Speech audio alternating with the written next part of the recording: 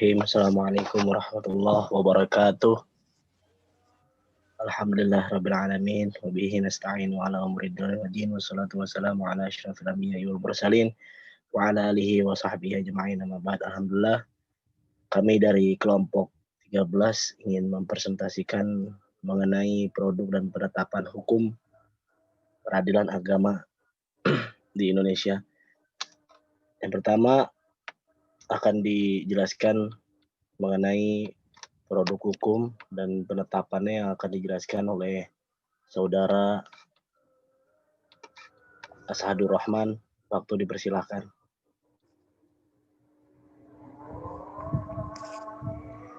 Baik, di sini saya akan menjelaskan tentang produk hukum peradilan agama. Produk-produk hukum di lingkungan peradilan agama pada prinsipnya sama dengan produk-produk di lingkungan peradilan umum, sesuai dengan pembagian menurut ketentuan perundang-undangan yang mencakupnya. Pada pasal 60 Undang-Undang Nomor 7 Tahun 1989 diterangkan, penetapan dan putusan pengadilan hanya sah dan mempunyai kekuatan hukum apabila diucapkan dalam sidang terbuka untuk umum. Isi pasal peradilan agama mengenai dua macam tentang produk hukum, yaitu putusan dan penetapan. Yang pertama, produk hukum putusan. Pengertian putusan menurut bahasa Belanda disebut vonis, dalam bahasa Arab disebut al-qadha, yaitu produk pengadilan agama karena adanya dua pihak yang berlawanan dengan perkara, yaitu penggugat dan tergugat, atau dapat diistilahkan dengan produk pengadilan yang sesungguhnya. Pada pasal 10 Undang-Undang Nomor 7 Tahun 1989 diterangkan bahwa putusan adalah putusan pengadilan atau perkara gugatan berdasarkan adanya suatu sengketa. Menurut G. Maladewi, putusan ialah pernyataan hakim yang dituangkan tertulis dan diucapkan hakim pada sidang terbuka umum, suatu produk PA hasil dari pemeriksaan gugatan pada sebuah sengketa.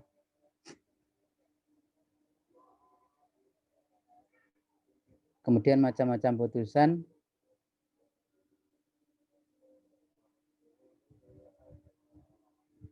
Yang pertama, jenis putusan dilihat dari segi fungsinya. Yang kedua, jenis putusan dilihat dari sifatnya. Dan jenis putusan dilihat dari segi hadir tidak hadirnya para pihak.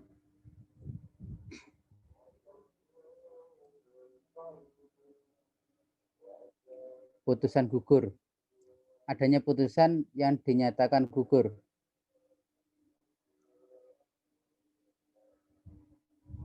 Yang dinyatakan gugur karena putusan gugur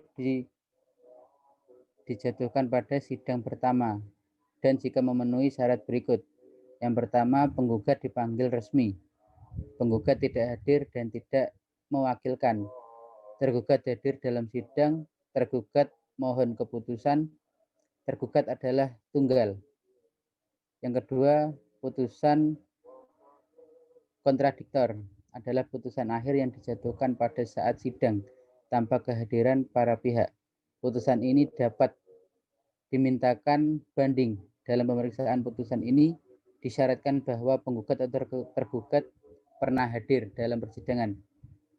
Selanjutnya, putusan vertex adalah putusan yang dijatuhkan karena tergugat tidak hadir. Putusan vertex dapat dijatuhkan jika memenuhi syarat berikut. Yang pertama, tergugat dipanggil resmi. Kedua, tergugat tidak hadir. Ketiga, tergugat tidak hadir dan tidak pula mewakilkan kepada orang lain. Keempat, tergugat tidak mengajukan tangkisan mengenai kewenangan. Kelima, penggugat hadir dalam persidangan. Keenam, penggugat mohon keputusan. Pihak tergugat bisa mengajukan perlawanan sebagai bentuk jawaban dari penggugat.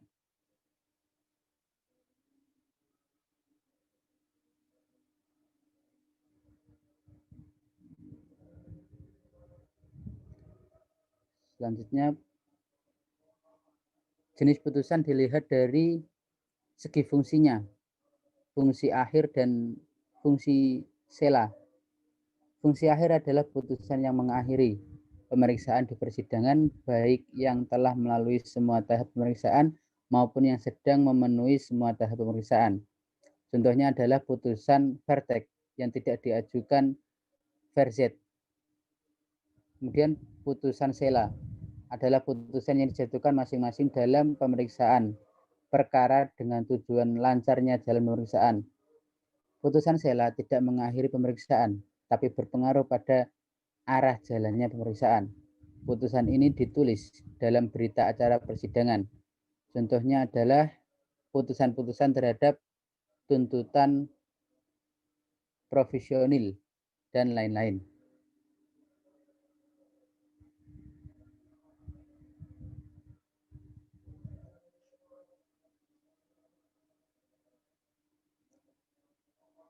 Jenis-jenis putusan dapat dilihat dari sifatnya. Yang pertama, putusan deklarator. Putusan yang menyatakan atau menerangkan keadaan suatu hukum. Kemudian putusan konstitutif. Putusan yang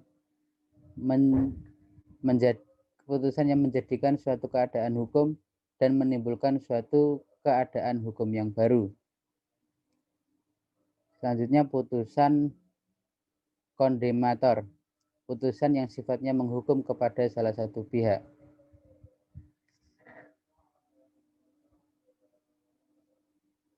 Asas pelaksanaan putusan. Yang pertama, putusan pengadilan telah berkekuatan hukum tetap, kecuali pelaksanaan putusan atau oniterbal, putusan provinsi, putusan perdamaian, dan eksekusi berdasarkan gross kata. Yang kedua, putusan tidak dilaksanakan secara sukarela. Yang ketiga, putusan mengandung amar, condem rafor, yang mengandung salah satu amar dengan diawali dengan kata menghukum atau memerintahkan. Yang keempat, eksekusi di bawah pimpinan ketua pengadilan agama.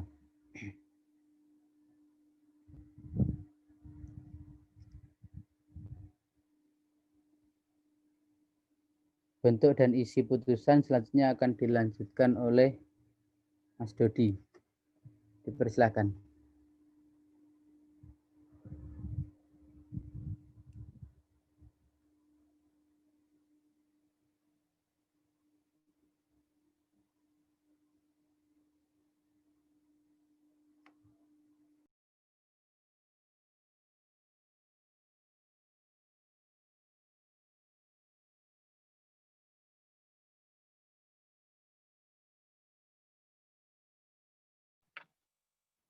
Baik, terima kasih. Di sini saya akan menjelaskan mengenai bentuk dan isi putusan ya.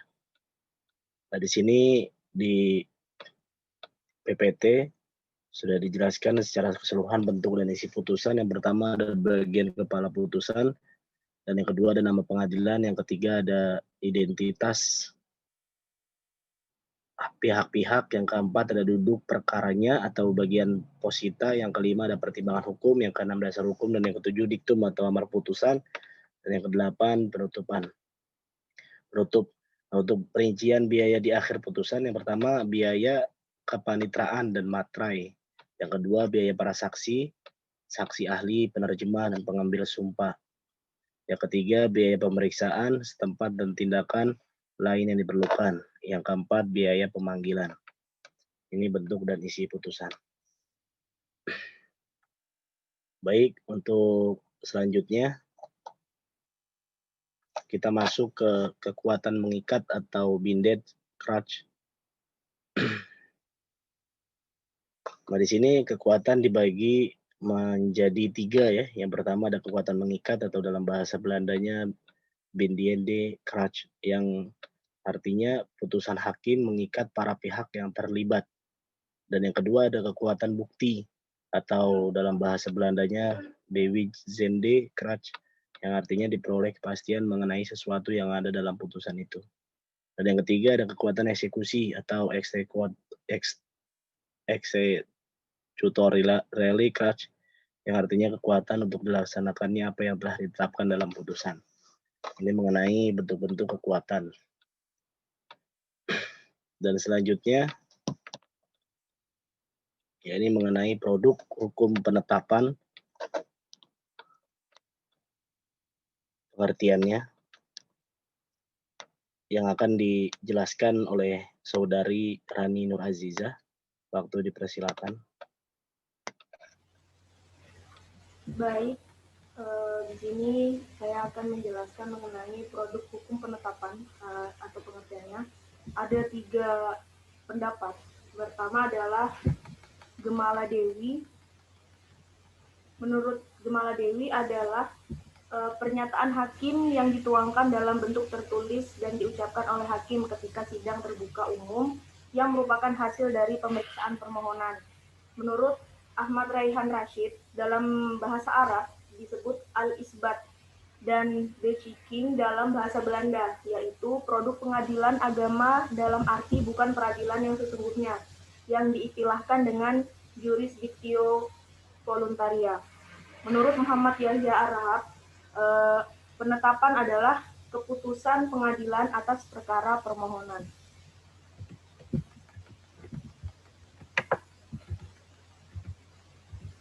Oke, lanjut. Macam-macam penetapan. Di sini macam-macam penetapan itu ada 2, yaitu penetapan dalam bentuk murni, voluntaria, dan penetapan bukan dalam bentuk voluntaria. Yang dimaksud dengan penetapan dalam bentuk murni, voluntaria, yaitu merupakan gugatan sepihak atau pihaknya hanya terdiri dari pemohon, dengan tujuan menetapkan suatu keadaan atau status tertentu bagi si pemohon, dan bukan untuk menyelesaikan persengketaan. Yang ketiga adalah petitum dan amar permohon bersifat deklatoir. Dan yang kedua adalah penetapan bukan dalam bentuk voluntaria. Dalam lingkungan peradilan agama, ada 2 jenis perkara dalam bidang perkawinan yang produk pengadilan agamanya itu berupa penetapan tetapi bukan voluntaria murni. Meskipun ada pihak pemohon dan termohon, tapi pihak itu harus dianggap sebagai penggugat dan tergugat. Nah, sehingga penetapan ini dianggap dengan putusan. Lanjut, bentuk dan isi penetapan. Menurut Ahmad Raihan Rashid, bentuk dan isi penetapan itu ialah identitas pihak pada pemohon dan pada penetapan hanya memuat identitas pemohon, walaupun dimuat identitas termohon, tetapi termohon ini bukanlah pihak. Yang kedua, tidak dijumpai kata-kata berlawanan dengan, seperti pada putusan. Kemudian tidak dijumpai kata tentang duduk perkaranya, melainkan langsung diutarakan apa permohon dan pemohon. Kemudian selanjutnya amar penetapan bersifat deklaratoir atau konstituoir. Yang selanjutnya, jika ada putusan didahulukan kata memutuskan. Nah, sedangkan pada kata penetapan itu dikatakan ketetapan. Biaya perkara ditangani pemohon. Sedangkan pada putusan dibebankan pada salah satu dari pihak yang kalah atau ditanggung bersama-sama oleh tergugat dan penggugat, kecuali perkara perkawinan. Dalam penetapan, mustahil ada rekonventi atau interventi atau preachwaring.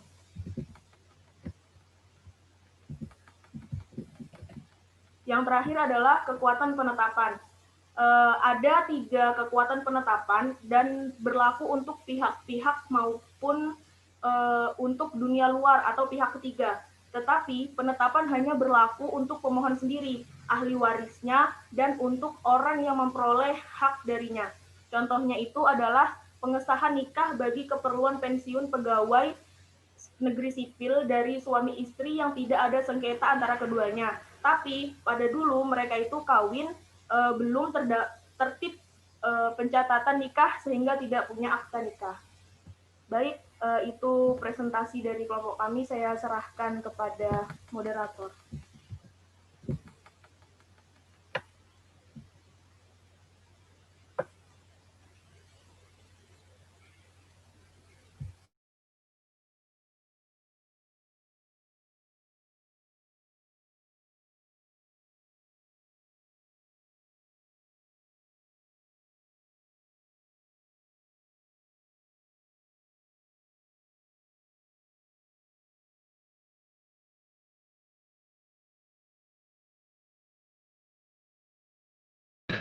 Baik, mohon maaf.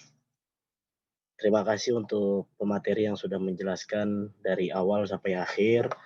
Dan ini kami dari kelompok 13. Yang pertama ada saudara Ashadur Rahman, yang kedua ada saya sendiri, dan yang ketiga ada saudari Ranirul Azizah. Baik, di sini saya perwakilan dari kelompok 13 mengucapkan beribu terima kasih sudah bisa untuk menonton atau menyimak penjelasan dari video kami, serta kami juga mengucapkan beribu maaf sebesar-besarnya jikalau ada kata yang kurang berkenan atau penjelasan kami yang kurang jelas. Mohon untuk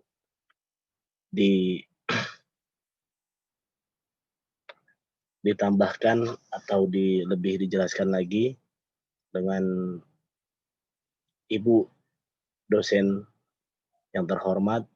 Mungkin itu saja dari kami. Wabillahi taufiq wal hidayah. Syukran ilaikum jami'an. Wassalamualaikum warahmatullahi wabarakatuh.